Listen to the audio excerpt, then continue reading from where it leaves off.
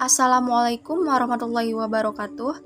Kami dari kelompok 8 yang beranggotakan 5 orang, yaitu saya sendiri, Mutari Madhuri, Najar Pratama, Muhammad Rashid, Fatih Arif Mutakin, dan Rifki Afandi. Di sini kami akan membahas karya tulis ilmiah, yaitu teknik pengutipan, teknik penulisan catatan kaki atau footnote, dan teknik penulisan daftar pustaka. Pertama, pengutipan. Kata pengutipan berarti hal, cara, atau proses mengutip. Mengutip merupakan pekerjaan mengambil atau memungut kutipan.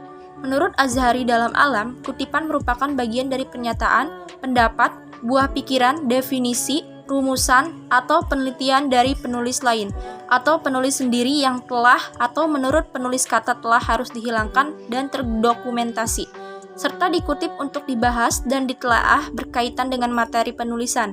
Batasan di atas tidak hanya memaparkan hakikat kutipan, tetapi juga menjelaskan kepentingan mengutip, yakni untuk dibahas dan ditelaah. Hal ini mengandung pengertian bahwa pengutipan memiliki tujuan tertentu, bukan sekadar menambah jumlah paparan penelitian.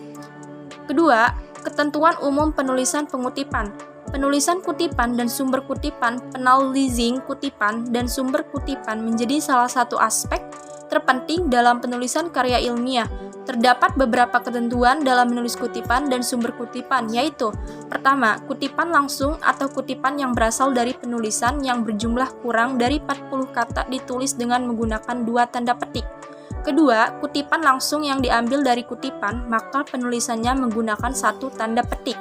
Ketiga, kutipan langsung yang diambil dari bahasa asing, maka harus ditulis dengan menggunakan huruf miring atau italik. Keempat, kutipan langsung yang mengandung jumlah kata 40 kata atau lebih, maka kutipan tersebut harus ditulis tanpa menggunakan tanda petik dan diketik dengan jarak 1 spasi. Adapun proporsi kutipan langsung dalam 1 halaman adalah maksimal 1/4 halaman. Kelima, apabila dalam kutipan langsung ada bagian yang dihilangkan, maka penulisan bagian yang dihilangkan tersebut diganti dengan menggunakan 3 buah titik. Dan keenam, apabila sumber kutipan merujuk sumber lain, maka yang ditulis adalah sumber kutipan yang digunakan oleh pengutip dengan menyebut nama yang mengemukakan pendapat tersebut. Ketiga, ketentuan umum penulisan pengutipan. Jika sumber kutipan ditulis mendahului kutipan langsung, maka penulisannya adalah nama penulis diikuti dengan dan nomor halaman ditulis dalam tanda kurung. Jika sumber kutipan ditulis setelah kutipan langsung, maka penulisan nama, tahun penerbitan, dan nomor halaman diletakkan di dalam kurung. Jika kutipan berasal 2 orang penulis, maka kedua nama penulis harus disebutkan. Jika kutipan berasal lebih dari 2 orang, maka nama belakang atau nama keluarga dari semua penulis harus ditulis dengan lengkap. Untuk menyebutkan kedua dan seterusnya, yang ditulis hanyalah nama keluarga penulis pertama dan diikuti oleh DKK disertai 1 titik. Jika kutipan berasal dari penulis yang berbeda dan sumber berbeda, maka penulisannya adalah dilurutkan berdasarkan alfabet dan bukan berdasarkan tahun terbit. Jika kutipan berasal dari penulis yang sama dengan karya yang berbeda, maka cara penulisannya dengan menambahkan huruf A, B, C, dan seterusnya pada tahun penerbitan. Jika kutipan berasal dari penulis yang sama dengan sumber yang berbeda, maka penulisannya adalah tahun penerbitan ditulis 1 kali dan menambahkan huruf A, B, C.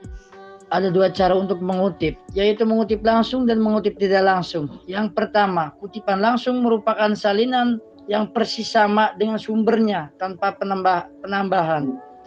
Yang kedua, sedangkan kutipan tidak langsung menyadur, mengambil ide dari suatu sumber dan menuliskannya sendiri dengan kalimat atau bahasa sendiri. Kutipan tidak langsung. Cara melakukan kutipan tidak langsung adalah sebagai berikut.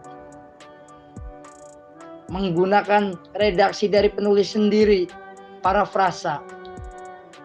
Mencantumkan sumber, nama penulis, tahun, dan halaman. Contoh yang pertama, menurut salah satu historiografi tradisional, penyerahan kekuasaan kerajaan Pajajaran kepada kerajaan Sumedang Larang berlangsung melalui penyerahan mahkota emas Raja Kerajaan Sunda Pajajaran kepada Prabu Gesan Ulun. Penyerahan mahkota secara Bols bereti bahwa Sumedang Larang menjadi penerus kerajaan Sunda Suryaningrat 1983 20-21 dan 30. Kutipan langsung. Cara melakukan kutipan langsung adalah sebagai berikut. Jika kutipan yang pertama, jika kutipan 4 baris atau kurang, buka kurung langsung pendek, dikutip apa adanya. Yang kedua, diintegrasikan ke dalam teks paparan penulis. Yang ketiga, jarak baris kutipan 2 spasi, buka kurung sesuai dengan jarak spasi paparan. Yang keempat, dibubuhi tanda kutip.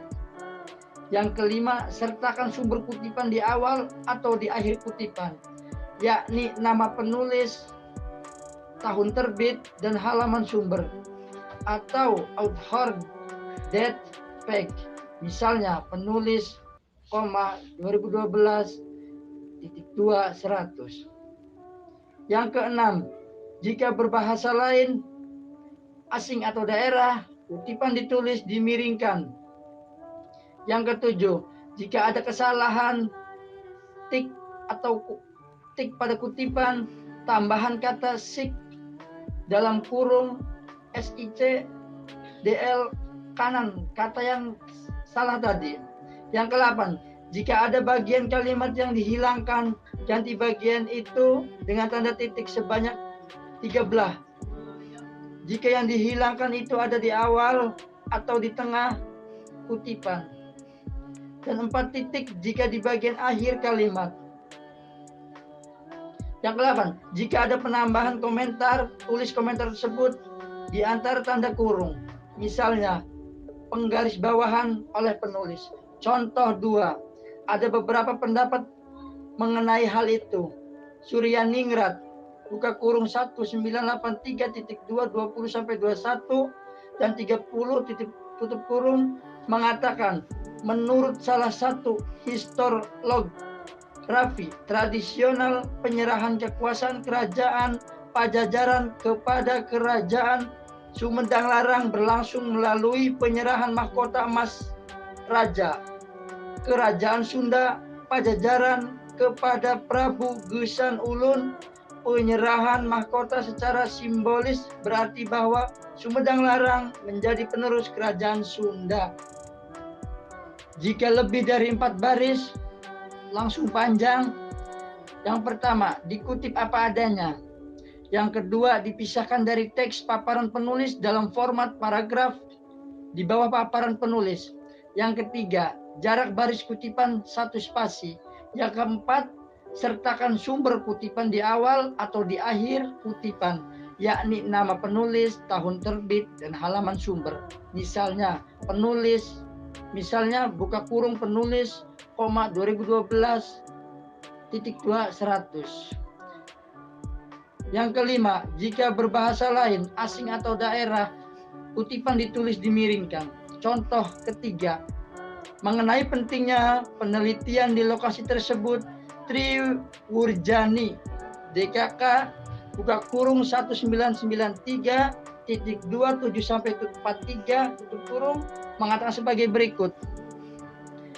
Penelitian secara lebih intensif di kawasan Danau Ranau pada tahun-tahun sesudahnya masih dilakukan, yaitu pada tahun 1993, tim Pusat Penelitian Arkeologi Nasional kembali melakukan penelitian berupa survei pada situs-situs di kawasan Danau Ranau, baik yang secara administratif berada di Kabupaten Lampung Barat maupun Kabupaten Ogan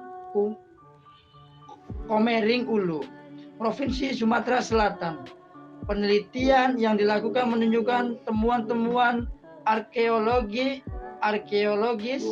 dan beberapa situs yang diperoleh memiliki ciri prasejarah hingga klasik. Catatan kaki dalam kurung footnote. Istilah catatan kaki diambil dari terjemah bahasa Inggris, yaitu footnote. Pengertian catatan kaki adalah daftar keterangan khusus yang ditulis di bagian bawah, halaman atau akhir bab atau subbab karya ilmiah.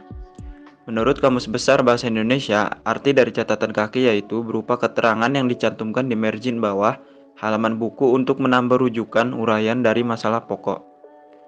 Keterangan ini umumnya ditulis dalam huruf yang lebih kecil dibanding dengan huruf pada naskah utama atau pokok. Catatan kaki menjelaskan dari mana asal kutipan langsung maupun kutipan tidak langsung, atau sumber penanggalan teks dalam sebuah tulisan. Setiap penggalan teks yang menggunakan catatan kaki akan ditandai dengan nomor subskrip di akhir kalimatnya, yang akan terkait langsung dengan sumber yang ada pada catatan kaki. Fungsi catatan kaki atau footnote adalah suatu catatan dari teks yang dikutip yang biasanya diletakkan di bawah karangan. Terdapat fungsi lain dari catatan kaki, yaitu 1. Berfungsi sebagai petunjuk dan keterangan untuk memberikan lampiran terkait dengan pernyataan, data maupun fakta-fakta tertentu, sehingga pembaca pun dapat mempelajari terkait dengan persoalan, halaman, subbab dari karya ilmiah atau jurnal yang terkait. 2. Untuk menghargai dan memberi penjelasan dari mana kutipan itu didapat, serta agar pembaca karya ilmiah mengetahui sumber kutipan didapatkan. Sebagai informasi lanjutan, dengan memberikan catatan kaki atau footnote pada pernyataan ataupun pembahasan tertentu akan memberikan informasi lanjutan kepada pembaca. 4. Untuk memperluas konteks pembahasan. Unsur-unsur catatan kaki atau footnote. 1. Nama penulis atau nama pengarang. 2. Judul tulisan. 3. Tahun penerbit. 4. Nomor halaman kutipan. Sistematika dan teknik penulisan. Agar lebih sempurna, pada saat penulisan catatan kaki diharuskan mengerti tentang sistematikanya terlebih dahulu. Di bawah ini dijelaskan bagaimana sistematika penulisan catatan kaki yang benar. Poin pertama, penulisan dipisahkan oleh garis yang panjangnya 14 karakter dari margin sebelah kiri dan berjarak 4 spasi dari tulisan atau teks. Diketik atau ditulis dengan 1 spasi. Harus diberikan nomor. Nomor pada catatan kaki diketik dengan jarak 6 karakter dari margin sebelah kiri. Jika catatan kaki lebih dari 1 baris, maka pada baris yang kedua maupun selanjutnya dimulai seperti margin teks yang biasa terdapat pada margin bagian sebelah kiri. Jika catatan kakinya lebih dari 1, maka jarak antar catatan kaki dengan catatan kaki yang lainnya sama seperti jarak spasi pada teks. Catatan kaki harus ditulis pada halaman yang sama. Jika terlalu panjang, lebih baik dipotong teksnya daripada memotong catatan kaki. Berjarak 3 cm dengan margin bagian bawah, seperti halnya pada aturan teks. Jika nama pengarang 2-3 orang, maka harus ditulis semuanya. Sedangkan jika nama pengarangnya lebih dari 3, maka tulis saja nama pengarang yang pertama, lalu di belakang tulis ETAL atau DKK. Nama pengarang harus ditulis sesuai nama aslinya, pangkat, dan gelar tidak perlu ditulis. Judul buku atau sumber harus diberi garis bawah. Jika diketik dengan komputer, maka harus dicetak miring. Contoh penulisan. Contoh catatan kaki dengan 1-3 pengarang dengan catatan kaki dalam penulisan referensi pada buku yang ditulis oleh 1 hingga 3 pengarang, maka dalam penulisan yang benar sebagai berikut. Dalam kutip, Sri Utami DKK, Bahasa Inggris level 5. Dalam kurung Yogyakarta PT Gramedia 2003. Halaman 5. Terus Mahmud Effendi DKK, Bahasa dan Sastra Indonesia, dalam kurung Solo Citra Aji Pratama 2008, halaman 47. Contoh catatan kaki atau footnote dari jurnal atau makalah. Ketika kutipan bersumber dari jurnal ataupun makalah, maka format penulisan catatan kaki adalah sebagai berikut. Nomor kutipan nama penulis, judul artikel dalam kurung cetak miring, nama jurnal atau majalah beserta volume dan nomornya, tahun penerbitan, nomor halaman. Adapun contoh dalam penulisan adalah sebagai berikut. MC Pregnant, representative of natural habits with plural education, educational evaluation and analysis, volume 4 nomor 3, Summer 2003 halaman 120. Yahya Saputra, kekerasan terhadap wanita dalam hukum Islam, Asyarlah edisi 6 April 2016 halaman 15. Gemar berkarya, Hatta, rekaman kejahatan medis, medical records, dalam kedudukannya sebagai penunjang kesehatan nasional dalam Berita Arsip Nasional nomor 28 Juni tahun 1988 dalam kurung Surabaya ANRI 1988 halaman 7. Daftar pustaka. Pengertian daftar pustaka.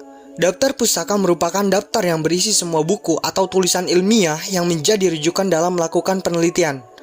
Daftar pustaka adalah sebuah halaman yang dapat dibilang ialah halaman yang wajib ketika membuat buku atau karya tulis. Hampir semua karya tulis selalu mencantumkan daftar pustaka di akhir karangannya. Hal ini dibuat untuk mempermudah pembaca yang ingin meninjau lebih jauh tentang apa yang sudah ditulis. Selain itu, bisa juga sebagai acuan untuk melakukan pengecekan apakah sudah sesuai dengan buku yang tertera dalam daftar pustaka. Fungsi daftar pustaka. Fungsi sebuah daftar pustaka hendaknya secara tegas dibedakan dari fungsi sebuah catatan kaki. Referensi pada catatan kaki dipergunakan untuk menunjuk kepada sumber dan pernyataan atau ucapan yang dipergunakan dalam teks. Sebab itu, referensi itu harus menunjuk dengan tepat tempat di mana pembaca dapat menemukan pernyataan atau ucapan itu. Selanjutnya, unsur-unsur daftar pustaka. Untuk persiapan yang baik agar tidak ada kesulitan dalam penyusunan daftar pustaka itu, setiap penulis harus mengetahui pokok-pokok mana yang harus dicatat. Pokok yang paling penting yang harus dimasukkan dalam sebuah daftar pustaka adalah yang pertama ialah nama pengarang yang dikutip secara lengkap. Yang kedua, judul buku termasuk judul tambahannya. Yang ketiga, data publikasi seperti penerbit, tempat terbit, tahun terbit, cetakan keberapa, nomor jilid, dan tebal jumlah halaman buku tersebut. Yang keempat ialah untuk sebuah artikel diperlukan pula judul artikel yang bersangkutan seperti nama majalah, jilid, nomor, dan tahun. Sistematika dan teknik penulisan daftar pustaka. Teknik penyusunan daftar pustaka. Berikut ini terdapat beberapa teknik penyusunan daftar pustaka. Terdiri atas penyusunan urutan daftar pustaka berdasarkan alfabet yang secara berturut-turut dari atas ke bawah tanpa menggunakan angka 1, 2, 3, dan seterusnya. Dalam penulisan daftar pustaka, perlu diperhatikan beberapa hal berikut ini. Yang pertama ialah menulis nama pengarang. Nama pengarang bagian belakang terlebih dahulu ditulis, kemudian diikuti dengan nama depan. Yang kedua ialah tulis tahun terbit buku. Setelah itu diberi tanda titik. Yang ketiga, tulis tahun terbit buku dengan memberikan garis bawah atau cetak miring. Setelah judul buku, kemudian diberikan tanda titik. Yang keempat ialah tulis kota terbit dan nama penerbitnya. Antara kedua bagian tersebut diberi tanda titik 2. Kemudian setelah nama penerbit diberikan tanda titik. Yang kelima ialah bila akan digunakan dua sumber pustaka atau lebih dengan pengarang yang sama, maka sumber dirilis dari buku yang terlebih dahulu terbit, kemudian diikuti dengan buku yang baru terbit. Pada kedua sumber pustaka itu dibubuhkan tanda garis panjang.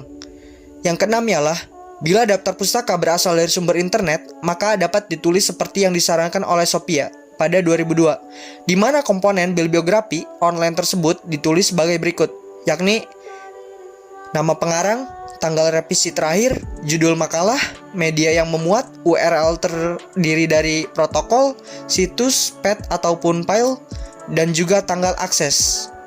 Baik, sekian dari saya Najar Pratama dan juga rekan-rekan kelompok 8C.